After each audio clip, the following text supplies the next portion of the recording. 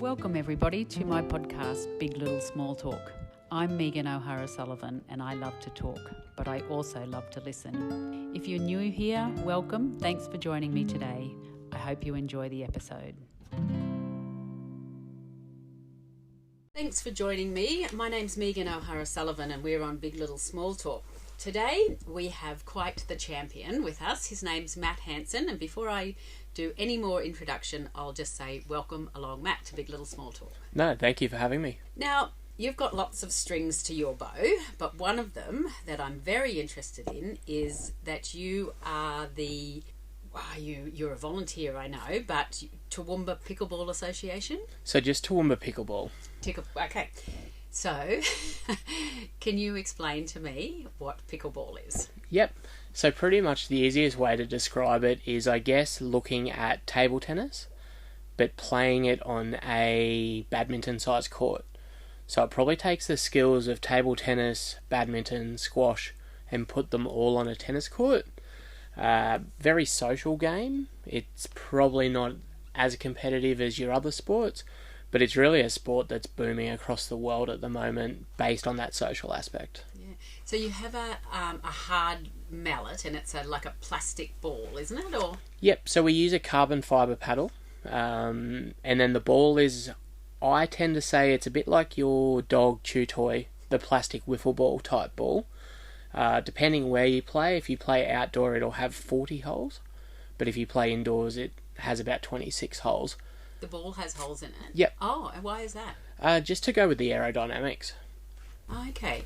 And it's not on a full-size tennis court though, is it? No, so you basically play on a 13 metre long by 6 metre wide for the entire court. So your side of the court, you've got about 6.5 metres before the net. Mm-hmm.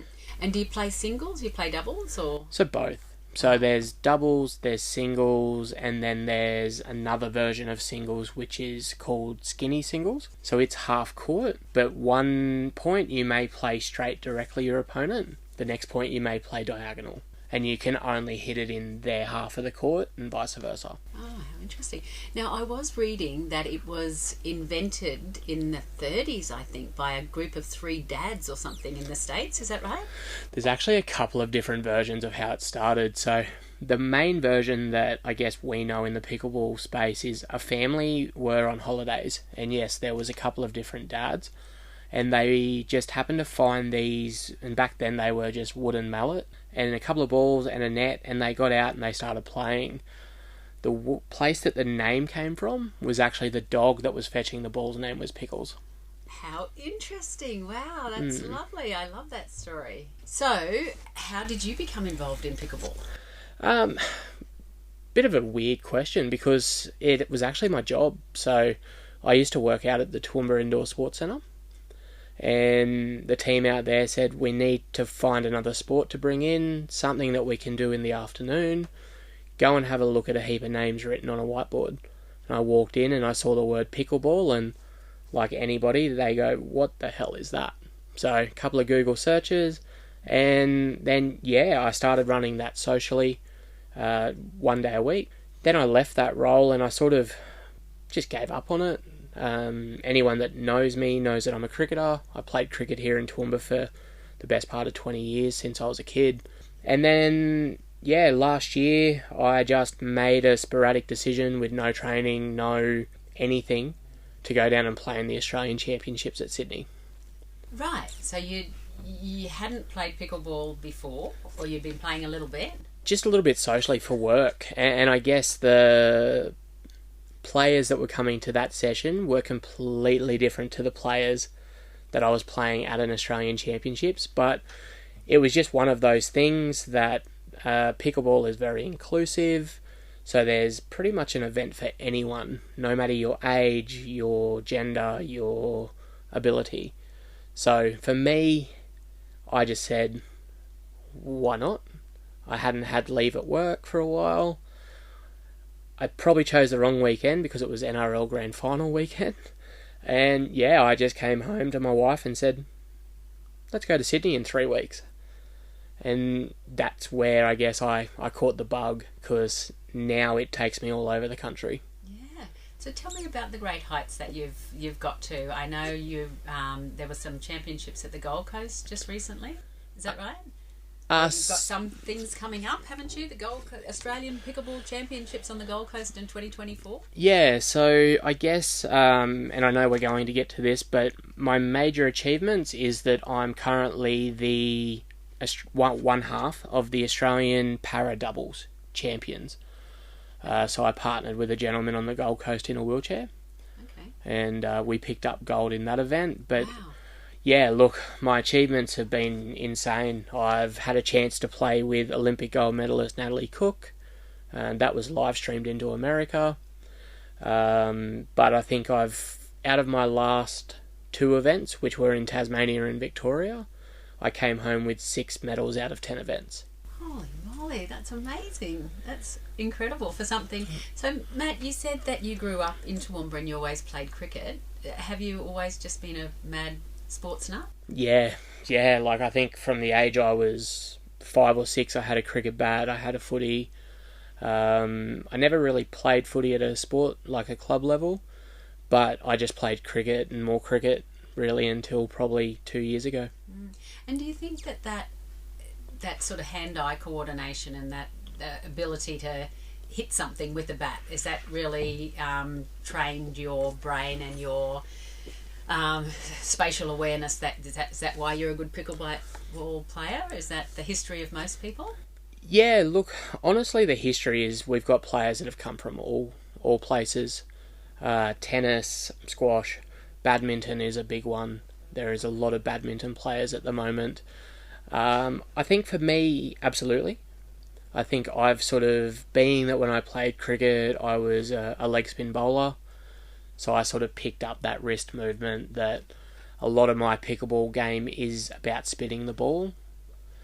So I think, yeah, look, it's definitely, it's probably helped with stamina, endurance, and, yeah, a bit of everything. And you're not sitting out in the hot sun. No, and look, that was part of the reason that I just got to a stage where I came home and said to my wife, I don't think I want to play cricket anymore. I said, I think I'll just go and play pickleball.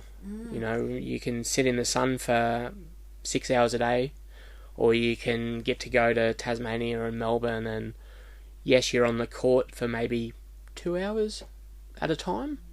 I'm sure your wife's very thankful for that too, if she's the type of wife who likes to come along and support you as well. So, just tell me about pickleball here in Toowoomba, and where are you? You're out at USQ, is that right? Yeah, so we're out at the Clive Berghofer Rec Centre, just playing on the tennis courts. So they're a wonderful venue that we hire the courts off. So Toowoomba Pickleball, we started that back in October last year.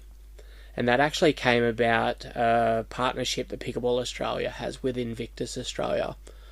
So the local Invictus rep, Justine Miles, came to me and said, can you run a pickleball session for me? And I was like, oh, yeah, I'm not really involved with it much anymore, but okay.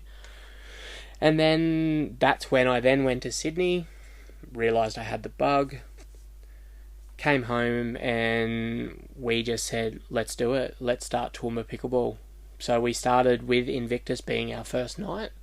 So tell me about that. You know, all long-term listeners of Big Little Small Talk will know I'm a royal tragic, and so I hear Invictus, I think Harry, are we getting Harry to Toowoomba? I wish. Yeah, look, Pickleball in Australia and Invictus have a major partnership across Australia. So just explain to the listeners if they don't know what Invictus is. Yeah, so I guess Invictus is an organisation that is around supporting veterans, both past, present, and I guess soon to be emerging. So the purpose of their programs is that they provide ex-service with an opportunity to still be involved as a community. So I think the Invictus crew here in Toowoomba do things like dragon boating, yoga, pickleball, but it's just about, I guess, giving back to them for what they've, I guess, done for us as a country. And I did read that Invictus is the word for unconquered, which I thought was nice. So it's all about the the power of sport to heal psychologically and physically, isn't it? Absolutely. So I guess we just ran the Invictus night last Friday night here in Toowoomba, and we had a gentleman attend who is ex-service, and then he has now got a brain injury. When he first picked up the paddle, he couldn't really hit the ball, had to let it bounce 3 or 4 times. By the end of that night, he had just picked up the motor skills that he was hitting balls and having active points, and he's now hooked that he's wanting to go off and play actual championships as well. It sounds like something that you better be prepared to get addicted to if you get out there. I don't know whether I'm game. I'll just remind the listeners that you're on Big Little Small Talk, and we're talking to Matt Hansson, who's Toowoomba Pickleball. Now, you were telling me about the organisation here. How do you get government support, or how do you exist, or how is it like a normal sporting club run on the smell of an oily rag, or? Yeah, look, to be honest, so when we first started the business, my wife and I went and bought the equipment. We were very lucky that there's a supplier in Ipswich named Obelisk Pickleball. Vin is a community man, so he actually supported us by giving us the stuff to get going, and we just paid him back as we started to, I guess, bring in players. Other than that, we are purely self-funded. Again, we're very lucky that we've got the venue at the moment that we've got. They look after us. Our players look after us. We're very big on, we wouldn't be able to do what we're doing now if it wasn't for, I guess, our community supporting us. We started with 2 nets, and as of right now, we have 6 nets. So we can facilitate about 25 people per night.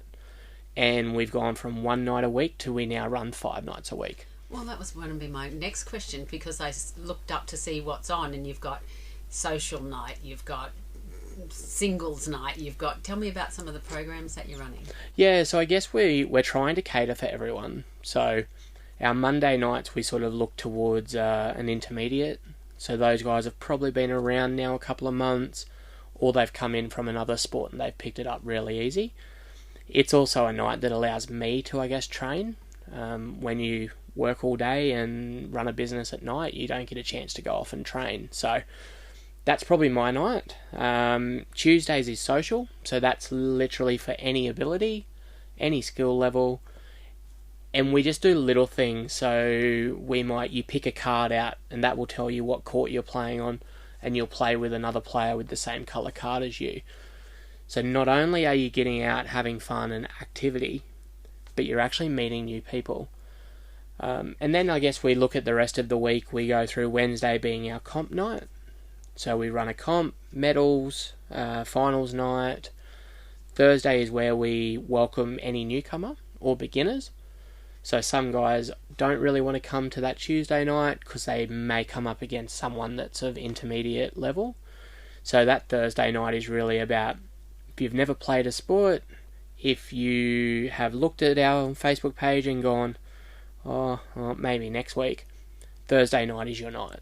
And when you say guys, you mean men and women? Oh, absolutely. Absolutely. So, and look, of all ages. So we have kids that come out as young as 11. And then I think the oldest player that we've had on our courts is about 80. How much does it cost? Do you pay per session, do you? Yeah, just $10. Yeah. So you just turn up out at USQ at the tennis courts at what time? So the easiest way to register would be to find us on Facebook, just under Toowoomba Pickleball. Send me a message. It's either myself or my wife, Maddie. We then lock you in, and then you just come on out at 5:30. We've got all the insurances covered, all the equipment covered. Give us $10 cash, or you can do a transfer, and then we do a bit of an introductory welcome, and then you jump on and you get into it. I suppose the beauty is, A, you can just turn up on your own, you don't need to have a partner, and B, you don't need to bring any equipment. Do you just wear normal sand shoes or something like that? Yep. Yeah. Yep. I'll tell you a very quick story. My sister went away on a meditation therapy type course, and at the end everyone had to think to themselves about how they were going to change their life for the next year. And then when they came out of that session, people started to share what they were going to do, and they were going to be a better person, and they were going to invest in their relationships, and they were going to change jobs, and they were going to stop that destructive relationship. And my sister suddenly realised, when she had the thing down in her mind that she was going to learn to play pickleball, that just wasn't going to cut it. Like, it just wasn't serious enough for this group of people. Yep. So that's my only experience with pickleball so far in my life. Yeah, and how's she going? Well, she has not even started, so I'll have to get her hooked up to you. So now, Matt, you tell me what happened to you on the 26th of November 2014. Yeah, so just a regular day. Was actually starting a new job the next day, and my housemate at the time said, let's go to the Gold Coast for the day. Drove on down. About 2 o'clock we got down to the Gold Coast, and we saw the hire bikes. And I've never been on one of those before. And he said, let's jump on. I've been on one, it'll be okay. So got in line, did all of that, jumped on the bike, came out, got around the first corner, got up to the set of traffic lights, and I just didn't feel right. And I guess, as anyone does that gets into a little bit of anxiety, instead of hitting the brake, I accidentally hit the throttle. The bike wouldn't turn, and I hit the side of a water carting truck. And what happened from there? I spent about 2 hours on the ground straight away. I ended up in a coma for 9 days. So my injuries at the time were, I smashed all my left leg, my ankle. I pretty much nearly ripped my ankle off the bone. So I really hope no one's eating while they're listening to this. My pelvis, I think the average pelvis is meant to have about a 2 millimeter gap allowance. Mine was 20 mil. So I'd completely open book fractured my pelvis. And I had a few cuts and bruises over my head, broken rib, and a few other things. So from... Why were you 2 hours on the ground? So because it was November, the heat, and I was facing flat, so my skin had actually melted into the tarmac, and they thought that I possibly had a neck injury. So, being that it was, I think, 2:30 in the afternoon, ambulance had to get through to me, and it was in the middle of surfers, got through to me, and it took about 2 hours, from what I've been told, to get me up off the ground and into the back of the ambulance. So you were taken to the Gold Coast Hospital, were you? Yeah, so Gold Coast University Hospital. So I was in a coma for 9 days, intensive care for 14. Then they took the breathing tube out, and then I spent another 10 to 11 weeks up in orthopaedic wards. I think I worked it out at that stage. I went through about 20 to 30 surgeries. What sort of surgeries were you having? Yeah, so obviously they had to... My pelvis was done straight away. So that was the biggest one that they needed to do. What do they do? Put pins in or something? Yeah, so I've got 2 bolts that go in through my hip, down into my pelvis, and then I've got like a little chain that sort of pulls my pelvis together at the bottom. And then in my leg, they had to pretty much do a complete reconstruction of my ankle. They then put a steel rod and nuts and bolts and all of that metal work through my leg to just hold it together. Mm-hmm. I spent 10 weeks with an external fixator on. What does that mean? So it's like a external metal frame where they actually drill it into your bone. Is this all over your body? Or? So just on my leg. Right. So I was bedridden for 12 weeks. But this metal frame pretty much holds your... It's like a cast, but it's screwed into your leg. Mm-hmm. So because obviously in the accident, I actually ripped off my calf, the tendons, the ligaments. So I had a massive hole where your calf would sit. Well, that's just terrifying. So the whole time, had you been married? No, and I hadn't even met who is now my wife. Mm-hmm. So what was the outcome? think I saw you walk in with a prosthesis, did I not? Yes, so I got out of hospital, went into rehab for my leg, did all of that. For the next sort of 16 months, I was on crutches, walking sticks. I pushed myself and actually played sport when I probably shouldn't have. But about November 2016, so we're looking 2 years post-surgery, I just didn't feel right.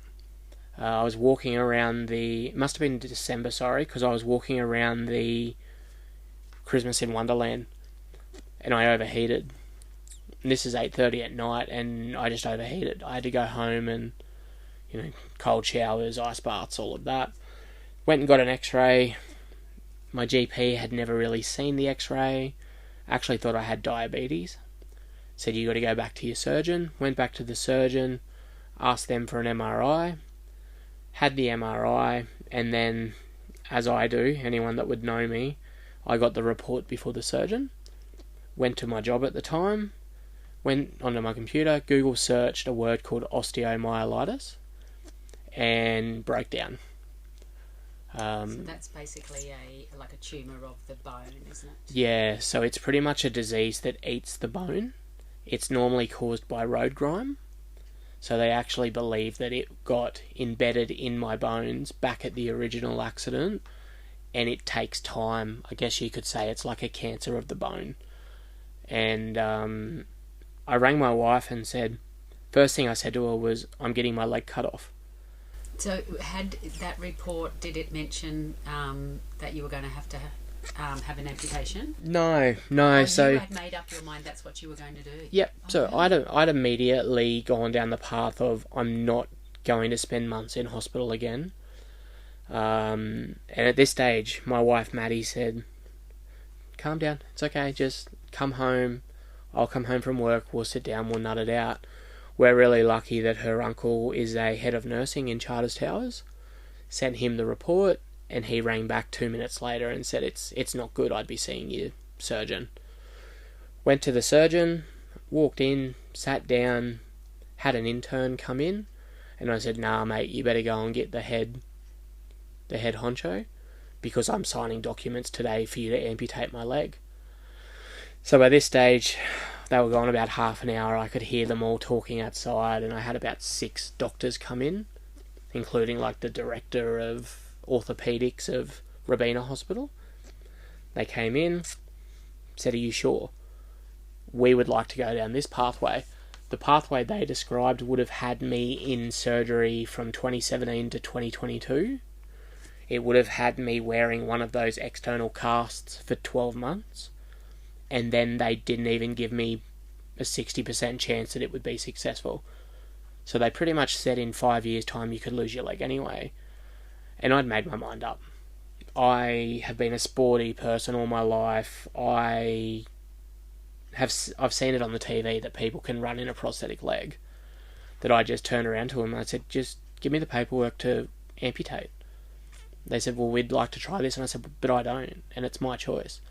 So I want the paperwork now, please. And then, I went through all the mental assessments. That was a very interesting, I guess, conversation. And I think that's probably one area that would be a touchy subject, that they didn't believe that I was in potentially the right headspace, because I didn't want to admit that I could live my life in a wheelchair for the rest of my life. So that's the kind of the bar, is it? If you're not facing that you would be in a wheelchair, then you're sort of in denial, are you? Pretty much, and that's what the gentleman said to me. He said, I need you to look me in the eye and say that you are prepared to live life in a wheelchair, because at the time I was a bit heavier than I am now. And they said they don't make prosthetics for your size. Now, in saying this, I was 155 kilos. And I said, well, yes, they do. Of course they will. It's 2021, mate. And he said, no, they won't. So in case they can't, I need you to do this. And I said, and if I don't? He said, well, then I won't sign you as competent to make this decision. So I went and said, okay, give me 5 minutes to go out and have a think. Came back. did what I needed to do, signed the piece of paper, took a photo of it, and then I actually turned around and I said, I don't think you have the right to tell someone that they can't achieve something. I think no matter what your ability is, if you put your mind to something, you can achieve it. He didn't like that. And then, so that was sort of it. 2 months later, I was back down the Gold Coast, had the amputation, rehabbed. So I was just going to interrupt you there just quickly, Matt. I believe it's all to do whether it's above the knee and below the knee. So was your osteomyelitis, did I get that right? Yep. Was it below the knee, was it? It was, yeah. So I'm actually really lucky that I've probably kept more of my shin bone and that type of bone there than most amputees. So the way they look at it is you have to have at least 15 millimeters from your knee to be able to keep it below the knee. And I think I had 22 mil, but then after I came out with everything, that then got infected because of some things that happened while I was in hospital. I actually was discharged, most likely with it infected. And then I ended up back in and they shaved another 3 mil off it. So I think I have roughly 18, 19 mil of bone from my kneecap. I'll just tell the listeners who are with us today on Big Little Small Talk that we're talking to Matt Hansson, who now has told us that he is actually a para-Olympian pickleball player. I hope to be a Paralympian. Well, you're certainly a para athlete, that's for sure, and I want to talk a little bit more about that. But we're just hearing about how Matt had made the decision himself that he was going to have the amputation. Tell me about your last thoughts sort of before you go in. I would imagine you'd have a general for that sort of thing. What were you thinking? Was there ever any doubt that you'd made the right decision? No, to be totally honest. And again, at the time, it was just my girlfriend, but now my wife. So we met in between the accident and the amputation. So we were only less than 6 months into our relationship when I chose to have it amputated. And I said to her, I'm going to walk in 12 months. I was determined because I've played so much sport in my life, it probably would have killed my mental health if I hadn't have had the option. So I was more excited. I know that's weird to say, but it was just an excitement and I guess a feeling of relief. Because when I had my leg, I suffered from nerve pain, I suffered from drop foot. I actually couldn't feel it. So I could feel the shooting pain, but I couldn't actually feel having toes. So it's probably set me up for success to an extent. That for me, it was just a sigh of relief. Okay, this is over. Chapter 1 is over. Chapter 2 is about coming back bigger, better, stronger. I often wonder, and I've had this conversation with a girlfriend one time, that if something like that had happened, would I be the type of person who would fall down in a heap, or would I be the type of person who was going to go and win a Paralympic medal? And she said to me, well, hopefully you'd be neither. And I said, what do you mean by that? And she said, because most people aren't one of those two extremes, but you clearly are one of those extremes. Yeah, I think I just had that mindset that there's worse people than what I've had to go through. I think that's been my biggest thing, and I don't know if that's a credit to how I've been raised, if that's a credit to probably what the accident did to me. I think my accident probably made me mature a lot. Before my accident, I was just your regular 21-year-old guy, work all week to sport and party all weekend. Whereas knowing of what I'd been through sort of made me go, okay, you probably got to live your life. You've probably got to pull your head in a bit and go, you can make something of yourself. So I had that determination. I had that desire and that power and that fire. Matt, if it wasn't pickleball, would it have been something else, do you think? Like, were you always, you want to be the best, I guess, at something? Yeah, so I guess it was cricket, to be totally honest. And the only reason that I really stepped away from cricket was, I enjoyed the thought of pickleball, but it was actually due to the lack of physical inclusion that cricket has in Australia. I had no way of being able to represent my state or my country playing cricket with a prosthetic foot. So there's not all abilities cricket? Wow. No, sadly. I tried to push for it. So when I came out of the amputation, I'd spoken to the inclusion officers of the sporting bodies, and I just couldn't get anywhere. That it actually ruined my passion for the sport that I'd literally died for. Like, I'd played that sport 5 days a week for 20 years. That it started to kill me, because I thought, I'm still pushing myself, and I always had a dream that as an amputee I would have played A grade here in Toowoomba. I achieved that goal. I didn't play much of it, but I walked onto a field and I played A grade cricket here in Toowoomba as an amputee. But I still didn't have an opportunity to go off and play like I play indoor cricket, and I still play indoor cricket for rep. I play for the Ipswich Suns, but I still don't have the ability to play at the state championships in their inclusion category, because it's focused for intellectual impairment. So they call it the Lord Taverner's Shield, and it's for intellectual impairment only. So, like, even that desire, I'm like, well, how do I do anything? I think because I became a para athlete, that made me have, why can I not try and play for my country in a sport? And then pickleball came along, and it started to grow, and it's growing, and yeah, look, I can 100% tell you that I am pushing to be at the 2032 Paralympics. Is pickleball included in the Olympics? At the moment, we're going through everything to create a overall global sporting body. So pickleball, again, because it's been so sporadically growing, we don't have one official overall sporting body. So for us to become an Olympic sport, we require, I guess, all the Olympic countries to be on the same page, working in the same group.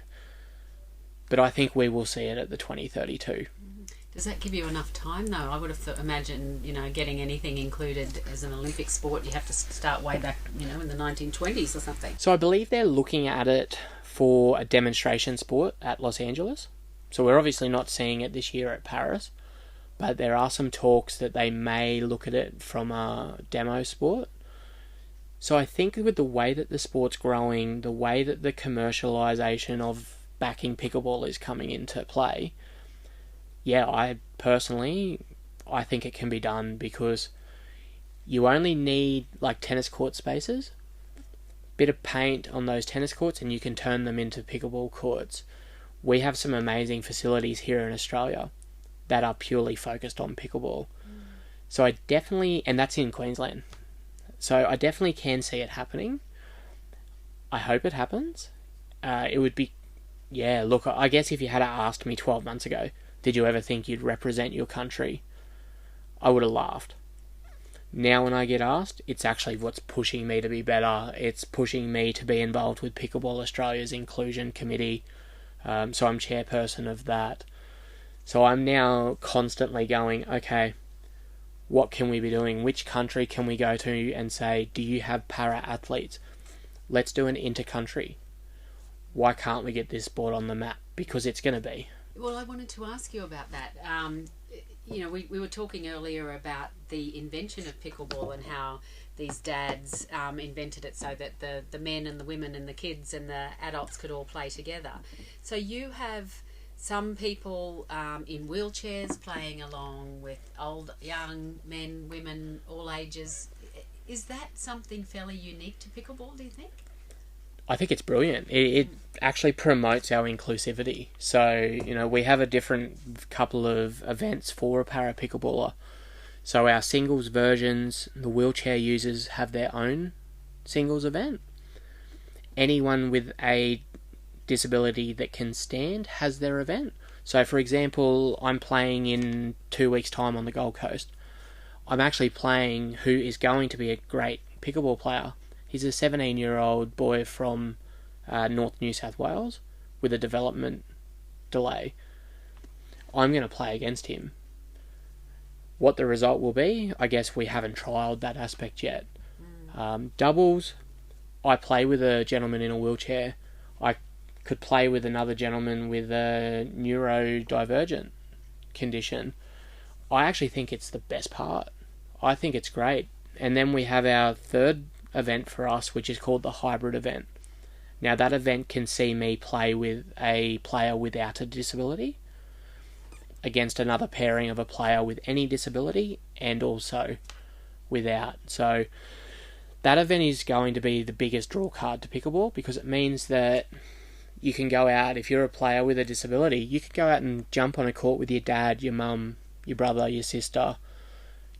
We've now got some pro players that are getting involved. So in 2 weeks' time, one of Australia's best female players is jumping on the court with a gentleman in a wheelchair. I would never have thought I'd get to play against a pro player, but I'm going to get that chance. So I think that's the best event that we've got. Yeah, it's amazing. Because you're not only winning championships on the pickleball field, you're also in your advocacy work. So tell me about winning or being awarded the National Disability Leadership Organisation Award. Yes, I didn't know you knew that. Oh, I'm a big stalker. I can stalk with the best of them. Yeah, look, that was mind-blowing. So I guess I've always been a professional that has wanted to speak out and speak up. So even in Toowoomba here, I was one of the finalists at the Chamber of Commerce Future Leader of the Year Awards a few years back. And I guess it's just continued to grow. So the work I do at the moment is for a company called Cocoon SDA Care. So we're an Australian-wide NDIS service provider. And my role at the moment is National Liaison Officer for Community Engagement. And I could be talking to someone that doesn't even know what the NDIS is, but has a disability. We don't have enough support out there for a person to be able to get onto the NDIS. That is the biggest gap at the moment between your GP and the NDIA. There's no one there to help that flow. Unless an organisation wants to do it for nothing, which there are some, there's nothing there. So for me, I'm an open book for anyone, and this goes to anyone that may be listening. If you are an NDIS participant or want to be an NDIS participant, we need to have people there to support you. You know, we don't have that. We don't have people in our sector that are willing to speak up and, I guess, speak for what needs to happen. When you were younger and, you're, as you say, like just a sort of average, guy going to work for the week, and did you always imagine there would be this kind of bigger life for yourself? Never. And even the night that I got awarded that award, I was actually in Tasmania playing their state championships for pickleball, that I was that exhausted because I just played something like 9 hours straight that I actually forgot the awards were on. I was lying in my hotel room, we'd gone down, had food, and I got a phone call from one of my colleagues, and she literally goes, "You won, baby." And I went, "Sorry?" And she's a Papua New Guinean lady, so that's why she goes, "You won, baby." And I went, who is this? Because I didn't have my work phone. And she goes, "The Advocacy Award." And I just froze, because the other 9 candidates that were up for that award in the finalists, there's some amazing people. Like, some of them are from Toowoomba here, and they are amazing at what they do. So for me, and my application was heavy around the pickleball space, I still am shocked. How long ago was it? So the awards were in March. Okay. Yeah. So I still walk through the house and I see it sitting up there and I go, I still can't believe that's mine. Yeah, I mean, it's all really, for you, Matt, seems as though it's all sort of going in the right direction, doesn't it? Yeah. Yeah, it's funny, Megan, that I can sit here and say that me nearly dying and going through such a traumatic accident has made my life brilliant. Yeah. seems like an odd thing to say, but absolutely. Yeah. We're with Matt Hansson on Big Little Small Talk today, and he is a pickleball champion. He's I keep going to say Olympian. If we say it enough times, we'll make it true. I told you before that I love the Royals, and I'm going to ask you who your favourite Royal is towards the end. But you're a young person. Can I ask you what website is your biggest time suck, Matt? You don't sound like you've probably got much time. You're too busy being active. Does doing business work count? Look, probably Facebook would be my worst. But I guess that's because I obviously run the Toowoomba Pickleball Facebook page. That's probably my most time consuming. When I'm not on Facebook... Are you watching pickleball I was going to say, videos or something? It's probably bad. And my wife would be listening, when she listens to this, will say, you're probably going to say watching yourself on YouTube. Because she has... Would she be right? Yeah, look, I watch it every now and then. You're just learning technique. You're just improving your technique. Yeah, I'm just doing a match review to see if I was bad or not. Yeah, look, it probably would be watching pickleball or sport. Yeah, always a sport. Are you into music? What's the best concert you've ever been to? Blink 182. Tell me why. So I've seen them twice now. I just think because they can come back and do what they're doing recently, that they've gone through, like, again, one of their band members has gone through cancer. They've come back, that actually formed their friendship and their relationship back together, that now they're back living, I guess, what they did 30 years ago as 15, 16-year-olds, and they're doing it again. So were you a fan when you were younger, or is it... Yeah. You've got a lot of tattoos. I can see a cricket... Oh, no, it's not a cricket tattoo. So tell me about the one that says "one more time." You always add more tattoos for therapy, do you not? Yes. So One More Time is actually a Blink 182 song. So I've got two songs that I have tattooed. So one is by Blink and one is by a Australian artist called 360. The One More Time tattoo, if anyone listens to that song, it just talks about going through a journey to come back together to take on something one more time. So I guess for me, whenever I do have those days where I'm maybe not feeling it, I just come back and go, one more time. What's the 360 song that you've got? Yeah, so the song itself is called Hope You Don't Mind. The lyrics they're on a treble clef, so my wife is a musician, so it was a way of having her, but the lyrics themselves say, because sometimes to find yourself, you got to lose you. And I guess what I had to do was lose myself to I guess find me. Tell me about meeting your partner. How did you meet her? So we actually met online. So it's the modern way. Yes. She had just moved to Toowoomba, so she's a Townsville Charters Towers girl. We actually met at the Cube. That was our first date. And no lie, we sat at the Cube for 3 hours on a Wednesday night. We actually didn't order anything. No drinks, no food. Now that we look back on it, she said, well, I didn't want to drink if you weren't. And then I didn't want to eat because I didn't want it to look bad as eating. But we actually just got on that well that we just talked. And you didn't get the shove along from the staff or anything? No, I think they might have thought we were going to eventually buy something. Well, they might have thought you were breaking up. Yeah, well, yes. That's right, and they didn't want it. One more quick question back to Blink 182. Does it give you the irrits when people say Blink 182? Yeah, a little bit. Yeah. Is it only old people who say that? Yep. Right. Yeah. Okay, move on. What about the worst job you've ever had? So I wouldn't say it's worst, but it was probably the hardest was that I worked for a recognised training organisation back when they used to put in the little booths in Grand Central. And I was sitting on that booth and I was one of those people that go, hi, how can I help you today? As you're walking past them in Grand Central. I didn't hate the job because I actually enjoyed the sales component.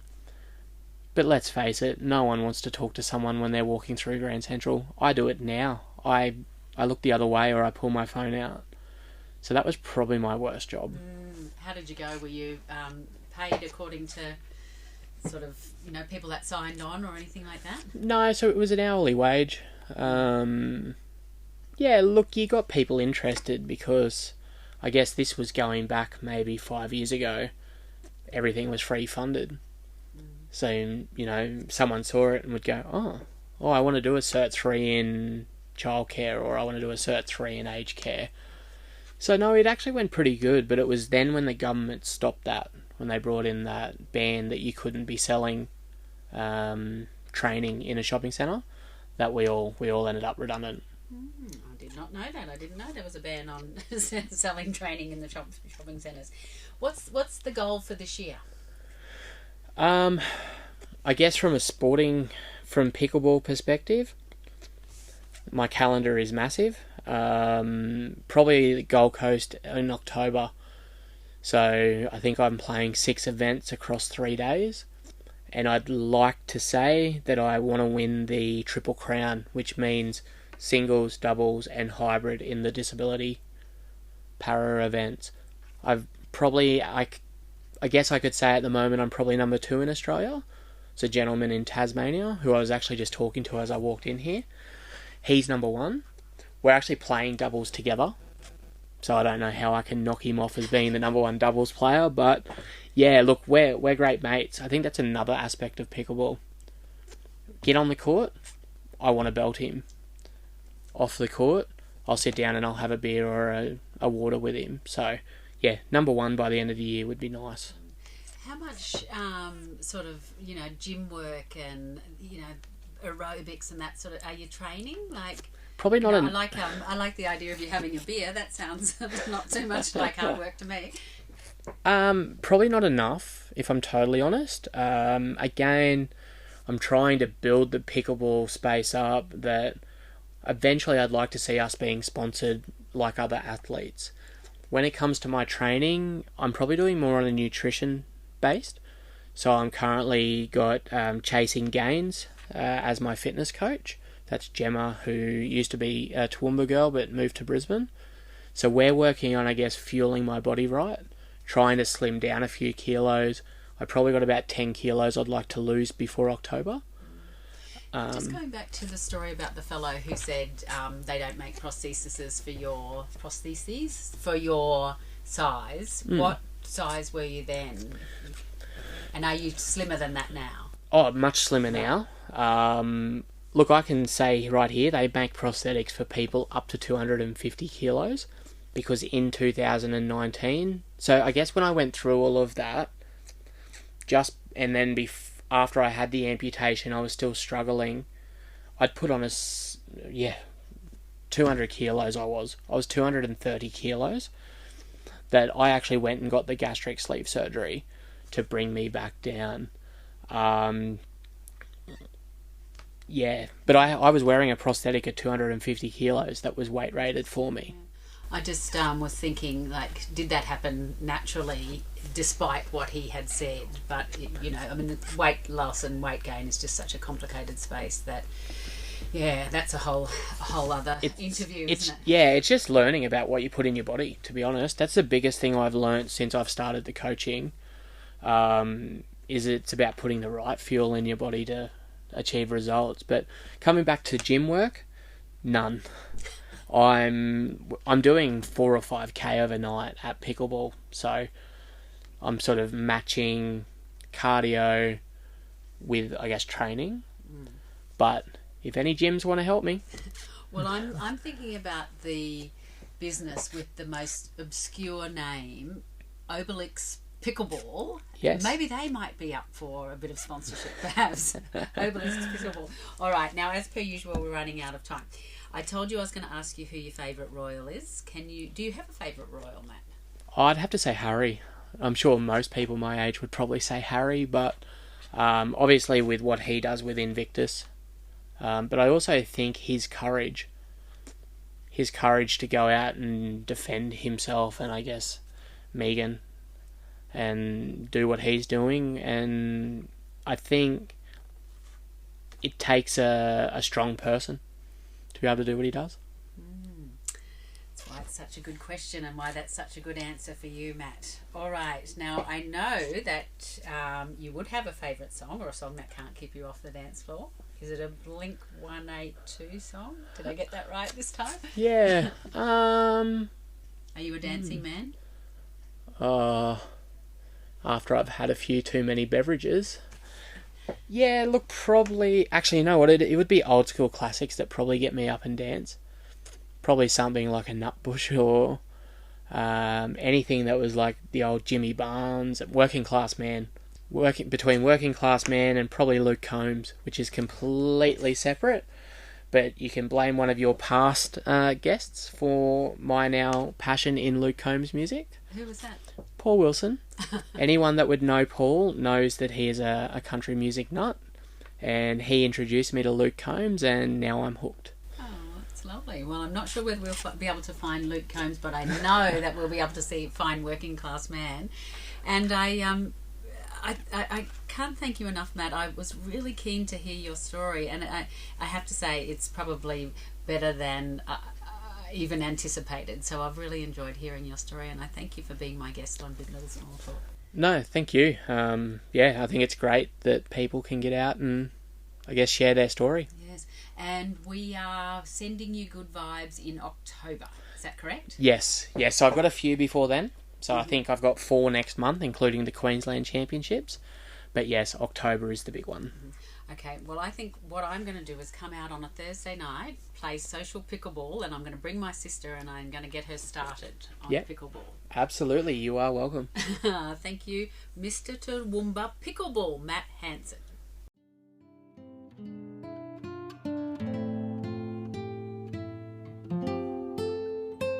That's it for this week. Thanks for joining me on Big Little Small Talk. I hope you can make the time to join me next week. If you've enjoyed this episode, please subscribe on your favourite podcast app.